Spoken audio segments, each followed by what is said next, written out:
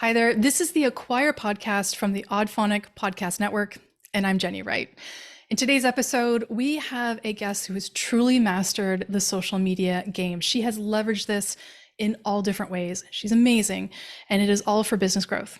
With a remarkable 19 years of experience, she's worked with everybody from corporate giants like AT&T to DirecTV and solopreneurs and local businesses, helping them craft strategies that attract the right followers and generate consistent leads.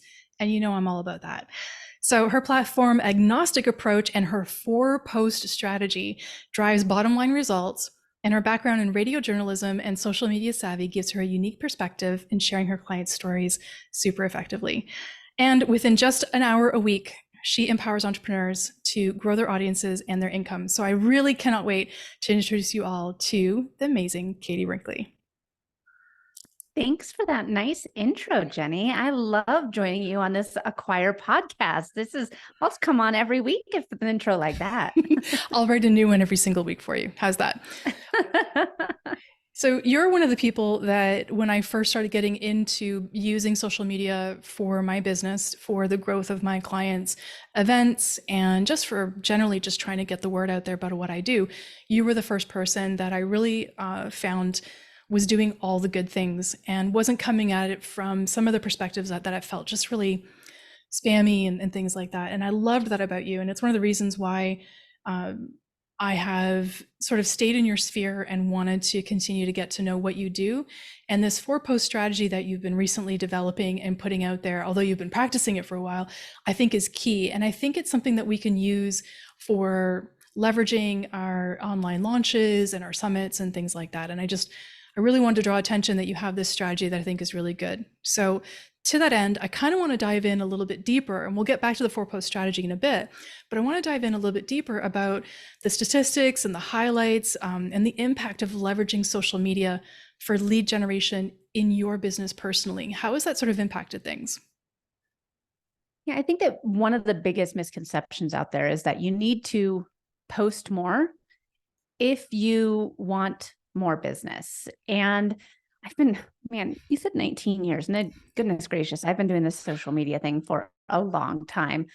And over those 19 years, I really love to not be on social media all the time. You take breaks. And I know that this probably sounds, I know that this probably sounds crazy coming from somebody that has a social media agency, but I really do believe that if you post on social media with a strategy and with intention, you can be on these platforms less and build relationships outside of this, little app that we have on these little, brilliant computers we carry around in our back pocket.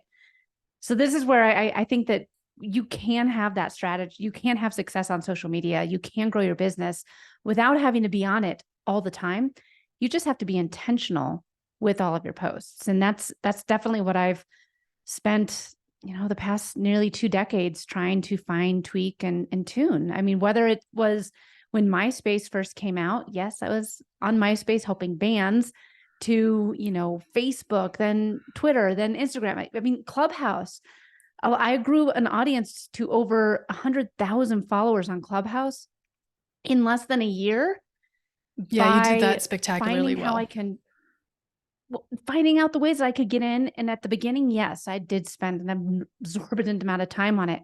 But towards the end, I was able to get in and maximize my time on it because I had built out the strategy in place so that every time I went onto the app, all these other different pieces to bring people into my sphere, into my funnels was happening. So I was only on there maybe 1 hour a week, but it was still working for me the way that it was when I was on there for like 10 hours a week. Yeah. Clubhouse was a lot. I remember. That was the one better to do. We were under lockdown. I know. And that was one of the apps where, because normally I'm not an early adopter. You know this about me. And that was one of the apps where you said, early adopt or I'm coming for you. And I said, fine, I'm going to get on there. And I did. And I followed a lot of the strategies that you were implementing to try and grow my audience. And it did work. I actually closed clients from Clubhouse. I closed some summit clients. They heard me speaking and, lo and behold, they got in touch, which was great. in terms of like just some raw data, and we don't need to go numbers because sometimes it's hard to think of the numbers, but if you could correlate or look at what your business was like pre, for, post strategy and post, for, post strategy. We use the word post too many times. But if you could look at that, would you say that this is having a positive impact, not necessarily on the mental aspect of not having to post all the time, but are you still getting the same, if not more, engagement, followers, people clicking on the links in bios and things like that? Absolutely. And I think that with this, I mean, studies have shown that posting 3 to 4 times a week can be just as effective as posting daily. And that's where it comes into posting on fewer platforms with more intention. So for me, up until 2023, I was not using Facebook for business. I was only using LinkedIn and Instagram. I was getting enough leads from it. I was getting a lot of clients from it. I was building connections and everything was fine. But I was only on those 2 platforms.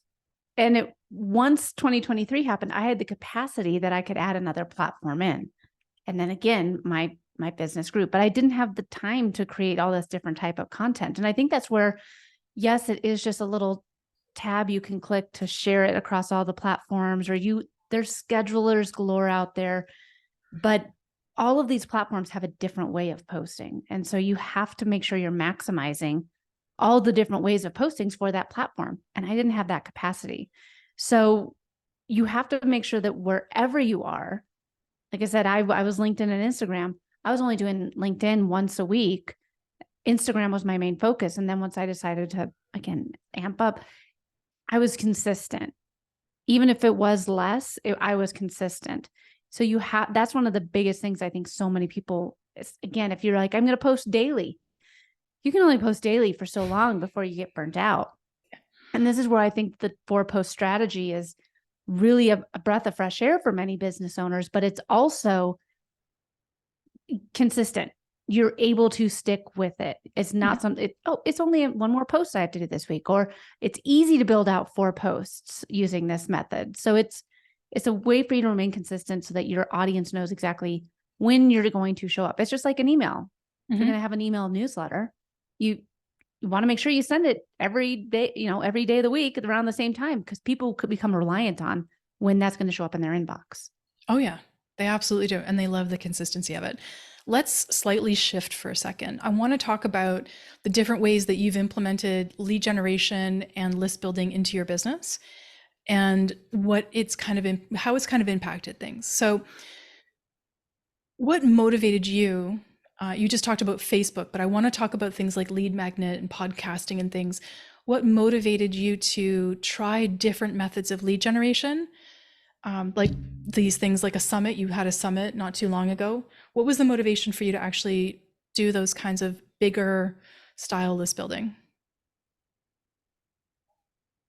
I've been a speaker on numerous virtual events, and I'd always kind of wanted to see the inner workings of having my own. And I had a vision of bringing all of the people that I truly admire in the space, like into one room. Yeah. What would it be like if we all got in one room together and just were able to share what we're experts in?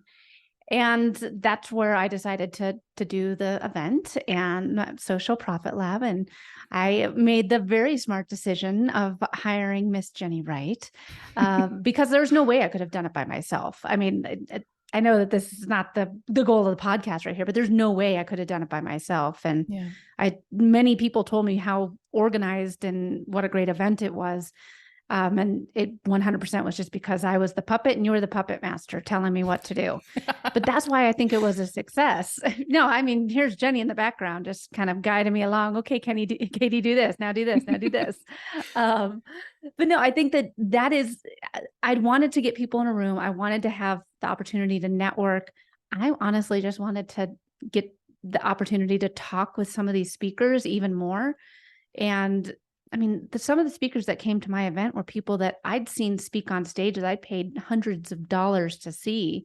And I got to sit down and talk with them one-on-one. How cool was that? Now we have a relationship and a friendship, that never would have happened if it hadn't been for the summit. Yeah. And then, of course, I was able to grow my email list, which was amazing. So, yeah, I think that now I have people in that I never would have possibly had. I have amazing relationships, and the leads that have come from it have been both for speaking opportunities and for clients that want to work with me. I now have a Facebook group of over 600 members, and it's all because of the event. Yeah. Yeah. There's a lot that can come out of it. And when we have conversations about lead generation, and that can be podcasting as well as lead magnets and summits and things like that, there's so much more that comes out of it than just the thing that you're building. You get all of the leads, you create tons of networking, you have all these different opportunities. And I think people need to be aware that there's so much that can come from really just putting time and effort into consistent lead generation, because it has all these different compounding effects in different places in your business. Did you hit any challenges when you were trying to build out, like, I know you've got several lead magnets. I know you have a podcast. At one point, I think you had 3. I don't even know if you still have 3. I Do you know, still I have? was a little crazy for a while there. Well, it was locked No, down. I just What have else the were one we? now. Okay, yeah. Because I mean, honestly, Yeah. pandemic times, we did a lot of things, right? But and we built a lot of things. But you have a bunch of lead magnets. You have the podcast. You did the summit, and you're still doing a lot of global speaking on summits and other people's podcasts, and then also the stage speaking. What were the challenges that you faced while you were trying to get this lead generation machine up and running? What did that do for you? Like, how was that a challenge for you? The biggest challenge for me was the trial and error of what lead magnet was going to work.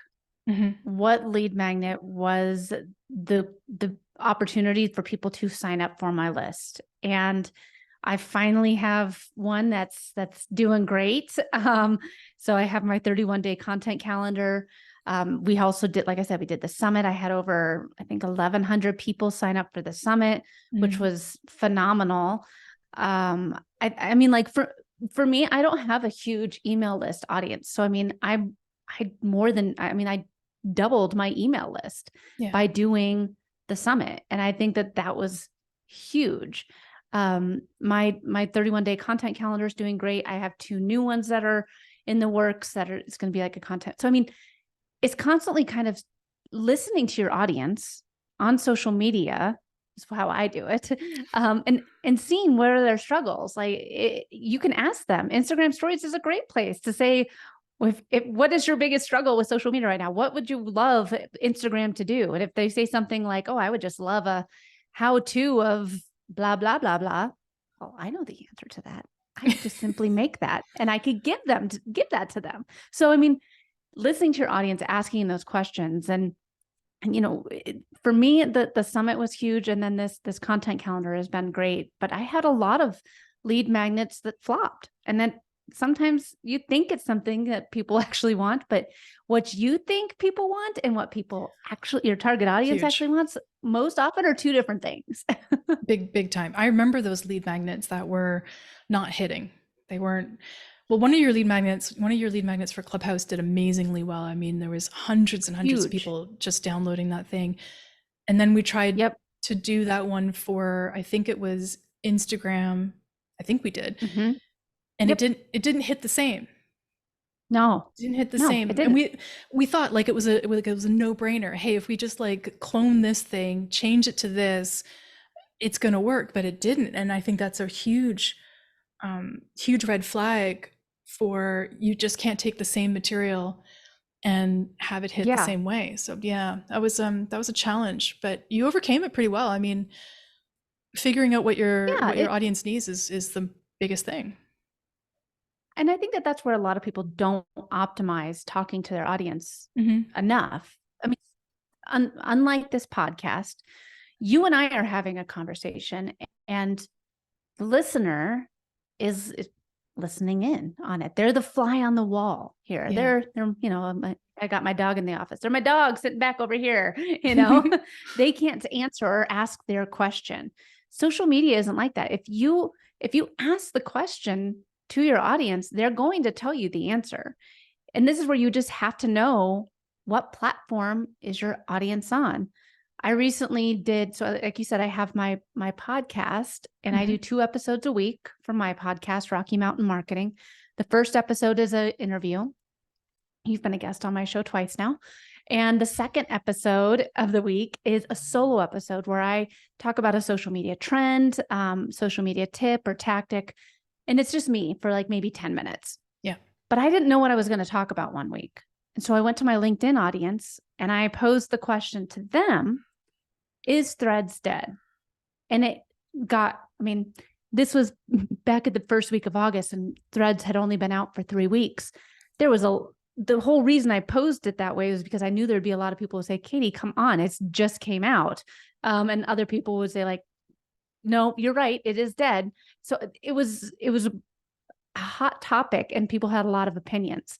I was able to use that poll to say, okay, people are curious in this topic. A lot of people commented. I was able to use their comments as Yes. proof in the episode. And I was able to provide statistics around this. And then what my point of view was on it.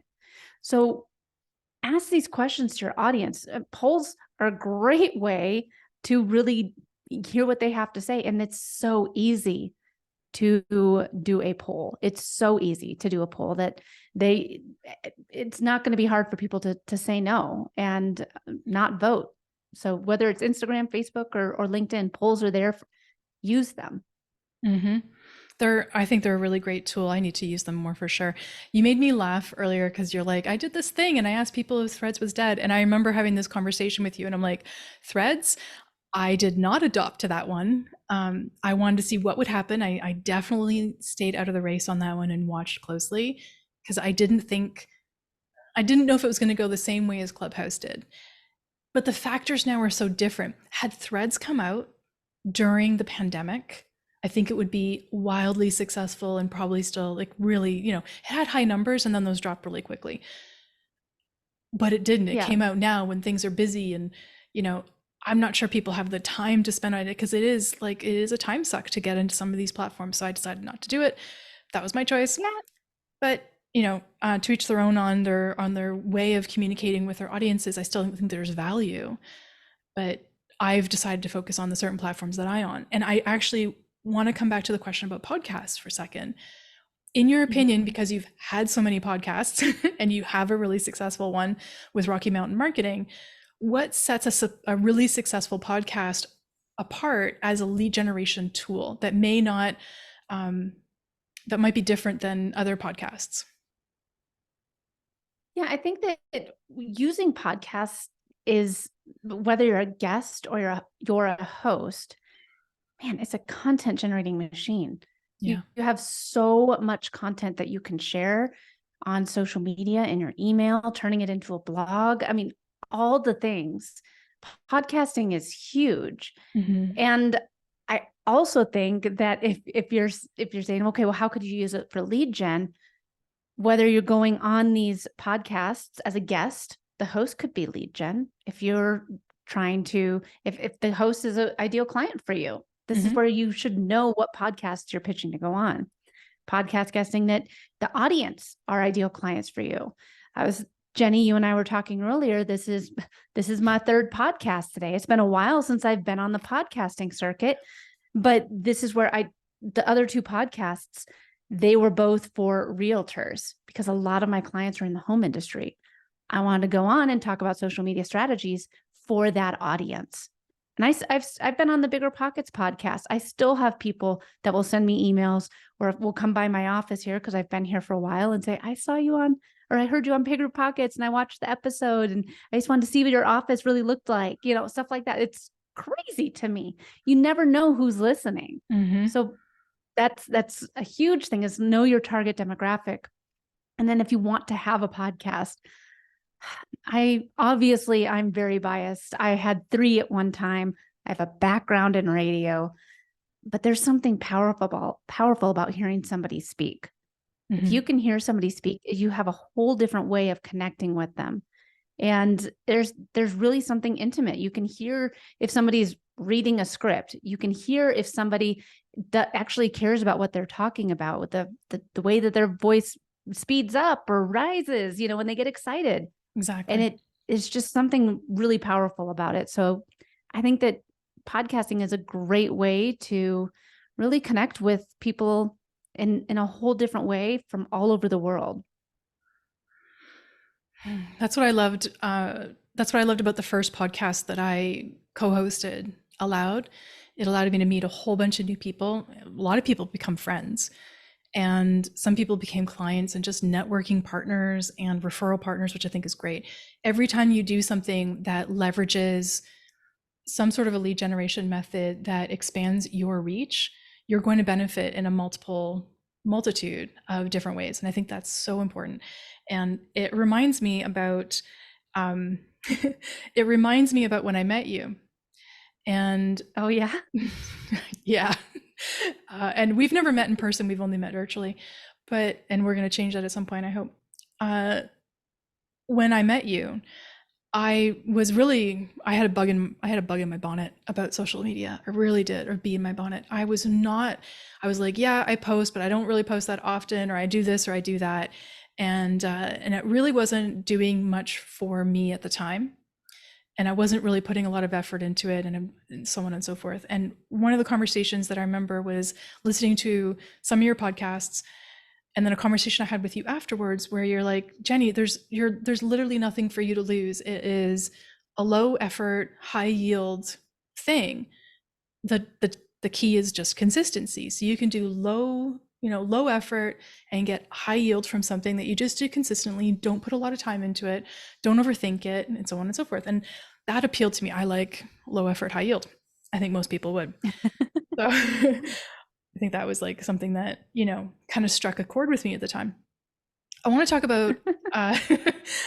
about list building and lead generation from the perspective of people who are listening to this and wondering what they should be doing. So if you could give a 90-second masterclass on yeah, I know, I'm Ready testing now. right? Yep, stretched out, everything, get ready. If you could give a 90-second masterclass on people who are considering adding different types of lead generation into their business, what advice would you give them based on your own journey and your own success? I can make it faster than 90 seconds. The biggest tip I can give is listen to your audience and try multiple things. Because if you listen to your audience and you know what they want, it's huge for you. And try multiple things, because again, not everything is going to be what they want, what they're asking for. And then lastly, I think that doing events is great for building out your thought leadership in your space. When you're able to bring other experts together for your target audience, not only are you going to be considered a thought leader for your target audience, but the other experts that are in the room. My event, like I've thought about, I'm like, man, should I try and do an in-person event? Sometime like this was it was so impactful. I know Jenny's face, for those of you watching on YouTube, pause it and go back and see her face when I say that again, because she knows all the work that goes into a virtual event. So, I mean, real, but I mean, like it was so much fun. That's too funny. Like yeah. That's the funnest lead gen I've ever had in my entire life, was that virtual event. It was the funnest lead gen out of all the lead gen sort of practices that I do for my, it really is. lead magnets. They are so much fun to do. They're hard work, but they are so much fun to do, and you get so much out of it. I love them for that. So thank you for that plug on that. And my face when you said you were going to do an in-person event, I was like, girl, we're going to have good. Okay, that is awesome. I'd love to see you doing. I would personally buy tickets to a Katie Brinkley in-person event. Even if I was, yeah, totally would. Doesn't matter where you had it. I'd be like, I'm going. It's, I just think that lead gen is networking and word of mouth that took me so far with my business. And it wasn't until I really sat down and had different lead magnets, I had a social media strategy I could stick with. I mean, like right now I'm going on podcasts for lead gen, but I really can't see the tangible measurements of who's coming in from what, like I can with my lead magnet, my content calendar, or from a virtual event. I can't see those tangible results the way I can with those. Yeah. And you're so big about those results. You're like, where are my numbers? Who's coming in and where are they coming from? Like, I I am a know, data person. yeah, and you love to know where the source is. You love to know where the traffic source is coming from. I've learned that about you, and I think that's awesome. So, okay, of all of the different types of lead gen that you've tried, so you've tried lives, you've tried Yep. webinars, podcasts.